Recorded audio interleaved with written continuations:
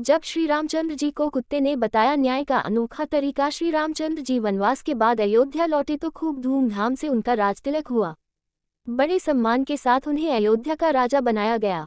राजगद्दी पर बैठने के बाद उन्होंने लक्ष्मण जी को आदेश दिया हुआ था कि भोजन करने से पहले देखो हमारे द्वार पर कोई भूखा तो नहीं है।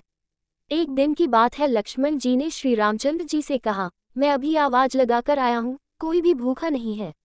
श्री रामचंद्र जी ने कहा, दोबारा जाओ और जोर से आवाज लगाओ, शायद कोई भूखा रह गया हो। उद्धरण: श्री रामचंद्र जी का आदेश पालन करते हुए लक्ष्मण जी दोबारा बाहर गए और उन्होंने जोर से आवाज लगाई तो कोई आदमी तो नहीं वरन एक कुत्ते को लक्ष्मण जी ने रोते हुए देखा। अंदर आकर उन्होंने श्री रामचंद्र जी से कहा, बाहर कोई व्यक्ति भूखा नहीं है बल्कि एक कुत्ता अवश्य रो रहा है।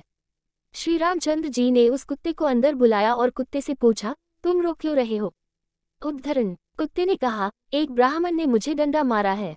श्री रामचंद्र जी ने ब्राह्मण को बुलवाया और उससे पूछा, क्या ये कुत्ता सही बोल रहा है? उद्धरण: ब्राह्मण ने कहा, हाँ, यह मेरे रास्ते में सो रहा था इसलिए मैंने इसे डंडा मारा है। ये कुत्ते जहाँ तहाँ लेट जाते हैं, इन्हें डंडे से ही मारना चाहिए।